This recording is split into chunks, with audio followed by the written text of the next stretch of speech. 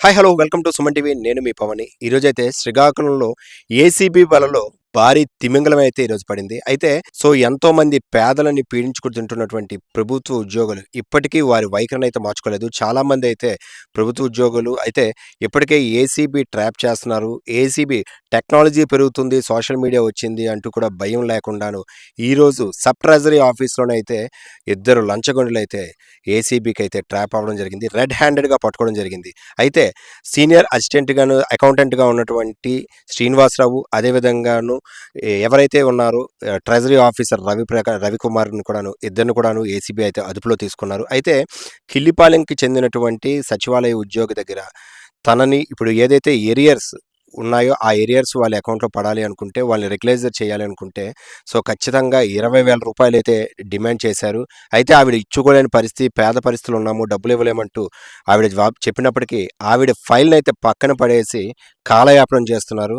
ఇంకా చేసేదేమీ లేక ఆవిడ ఏం చేయాలో పాలుపోక దగ్గరలో ఉన్నటువంటి ఏసీబీ ఆఫీస్‌కైతే వెళ్ళి ఆవిడకి జరిగినదంతాను చెప్తే ఏసీబీ తెలిసిందే కదా!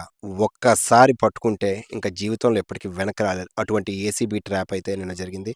ట్రాప్‌లో అయితే ఇద్దరు కూడాను ఖచ్చితంగా 15,000 రూపాయలైతే లంచం తీసుకుంటూ రెడ్ హ్యాండెడ్‌గా దొరికారు. అయితే ఇప్పటికే వారు ఇవేనా, ఇంతకు ముందు కూడాను లంచాలు తీసుకున్నారన్న దాని మీద కూడాను దర్యాప్తు చేస్తున్నారు. అదేవిధంగాను వారి ఇళ్లలో కూడా సోదాలు చేశారు.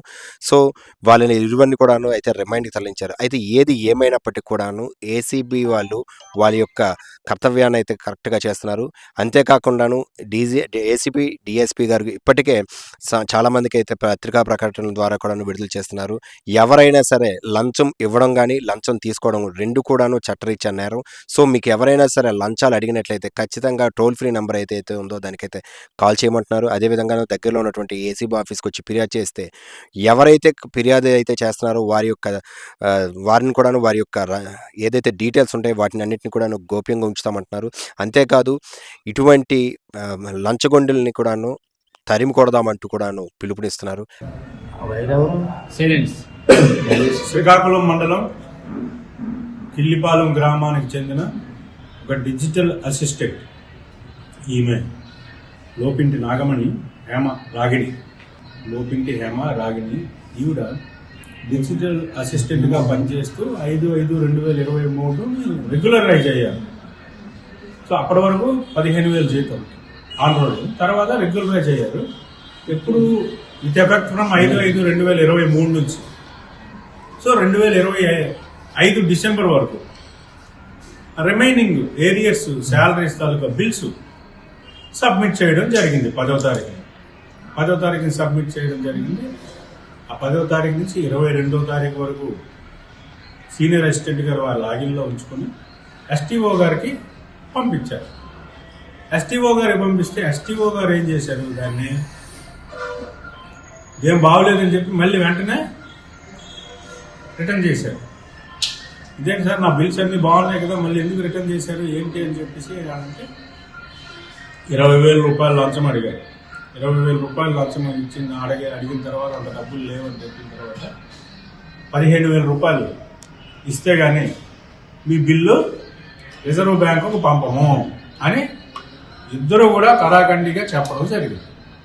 చెప్పిన తర్వాత ఈ బిల్లు సీనియర్ అసిస్టెంట్ గారు ఏం చేశారు, 24వ తారీఖుని ఎస్టీఓ గారికి మళ్ళీ పంపించారు. మళ్ళీ పంపిస్తే అలాగ అట్టే పెట్టుకుంటున్నారు. ఆల్రెడీ ఒకసారి రిటర్న్ చేశారు, అవి లేవు కొర్రీలేసి మళ్ళీ పంపించడం జరిగింది. మళ్ళీ పంపించిన తర్వాత ఆ బిల్లు ఈ రోజుకి అతని దగ్గరే ఉంది, ఇంకా పంపలే మీదకి.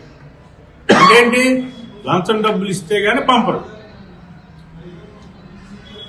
ఓకే, లంచం డబ్బులు ఇవ్వడం ఇష్టం లేనటువంటి ఆవిడ శ్రీకాకుళం ఏసీబీ ఆఫీస్కి వచ్చి మమ్మల్ని సంప్రదించారు. నిన్న వచ్చి రిపోర్ట్ ఇచ్చారు. ఓకే, విశాఖపట్నం ఏసీబీ డిఎస్పీ నేను నిన్న సాయంత్రం ఏసీబీ ఆఫీస్ శ్రీకాకుళానికి వచ్చి ఆవిడ దగ్గర కంప్లైంట్ రిసీవ్ చేసుకుని లోకల్ ఎంక్వైరీస్ చేసుకుని ఈరోజు కేసు నమోదు చేసుకుని డైరెక్ట్గా ఎస్టీఓ గారికి లంచం ఇస్తుండగా రెడ్ హ్యాండెడ్గా ఎస్టీఓ గారిని అలాగే సీనియర్ అసిస్టెంట్ గారిని ఇద్దరిని కూడా ఎస్టీఓ ఎన్ రామ్ ప్రసాద్ గారు, అలాగే సీనియర్ అసిస్టెంట్ అంబకండి శ్రీనివాసరావు గారు, వీళ్ళిద్దరిని కూడా రెడ్ హ్యాండెడ్గా పట్టుకోవడం జరిగింది. వాళ్ళ మీద కేసు నమోదు చేశాం, అరెస్ట్ చేస్తున్నాము. రేపు ఏసీబీ కోర్టులో ప్రవేశపెడతాము.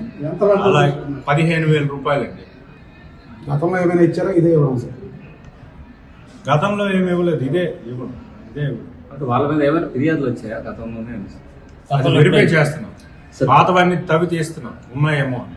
దశాబ్దాలుగా ప్రభుత్వ శాఖలో పనిచేస్తున్న ఉద్యోగాలు రిటైర్మెంట్ అయినా సరే సేమ్ పరిస్థితి వస్తుందని చెప్పి ఆరోపణ కనబడుతుంది. దీనిపై ఏమైనా ప్రభుత్వానికి మీరు ఎవరైనా సరే సింపుల్ అండి, 1064 ఈ నెంబర్కి కాల్ చేసి చాలు.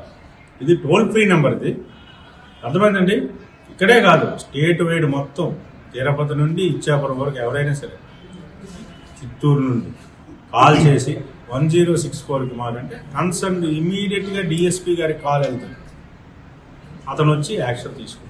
అయితే ఏది ఏమైనప్పటికీ ఇలా ఎంతోమంది ఏసీబీ ట్రాప్ అవుతున్నప్పటికీ, ఏసీబీ లంచాలు తీసుకుంటూ దొరికిపోతున్నప్పుడు కూడాను ఇంకా వారి వైఖరిని అయితే మార్చుకోలేదు. సో పేద ప్రజలు ఎవరైతే ఉంటున్నారో వాళ్ళందరూ కూడాను ఇప్పుడు ఏసీపీ డిఎస్పీ గారు చేసినటువంటి చర్యల ద్వారానైతే ఆనందం అయితే వ్యక్తం చేస్తున్నారు. చూస్తూనే ఉండండి. Thank you. సుమన్ టీవీ.